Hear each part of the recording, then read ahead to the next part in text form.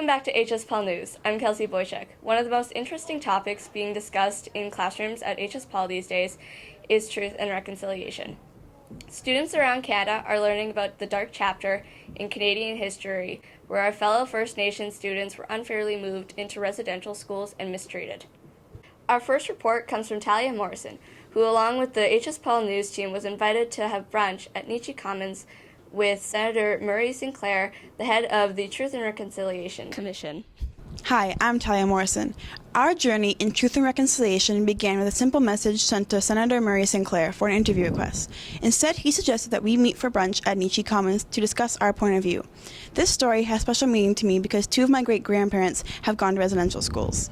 Murray Sinclair is a Canadian senator, former judge, First Nations lawyer, and the chair of the Residential Schools Truth and Reconciliation Commission. He is the first Aboriginal judge appointed to Manitoba and was recently appointed to the Canadian Senate by Prime Minister Justin Trudeau. Our main goal was to figure out how we, as kids, could help with truth and reconciliation. Our meeting was set for Nietzsche Commons on Main Street. Nietzsche Commons is a community-based restaurant and store owned and operated by Aboriginal peoples. After presenting Mr. Sinclair with some ceremonial tobacco, we were anxious to ask him a question about this quote. "We have described for you a mountain. We have shown you the path to the top. We call upon you to do the climbing." Well, the quote is in the context of the work of the Truth and Reconciliation Commission. And what that referred to was the fact that there was a great deal hidden from Canadians about the experience of Indigenous people in this country. And our intention was to reveal that story, to reveal that history, and to make people aware of why things are the way they are when it comes to Indigenous people.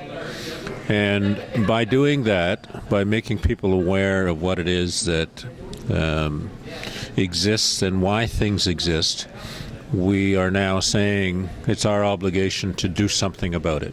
Senator Sinclair's answer was exactly what we were looking for, a great starting place. The vision of all of that for us was that we want people to believe that they can have a better relationship with each other in this country. We want Indigenous people and non-Indigenous people to believe enough in each other that they will work towards having a better, mutually respectful relationship. But we also told people that it must also recognize, this process must also recognize that Indigenous people have long been oppressed.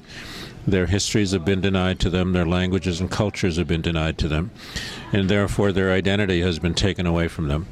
And that initially, before we can even talk about mutual respect or have mutual respect, we have to understand the importance of assisting Aboriginal youth to gain self-respect, to gain pride in themselves, their identity, their history, and their peoples. Our next question was our most important one. We asked, how as kids from the Louisville School Division can we contribute to truth and reconciliation? What we have said, and what I have said many times, is that it begins by being friendly towards each other. The context or the concept of reconciliation is about being friends.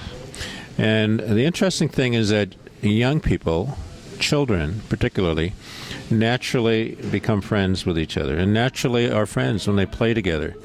It's at a certain age that separation comes to be, and it's the responsibility of adults to ensure that we do not do whatever it is that we're doing to drive those children apart, to interfere with that natural friendship that they have with each other. At the end of the day, Senator Sinclair posed for pictures with us and we said our goodbyes. The most valuable lesson I learned was that truth and reconciliation doesn't have to be difficult. Senator Sinclair made it very clear that for kids, the best starting place is to be friendly. I think we can all do that. I like to dedicate this story to my great-grandmothers. I'm Talia Morrison, reporting from Winnipeg. Thanks, Talia. That gives us a lot to think about and is a great reminder that we all have a part in helping each other heal.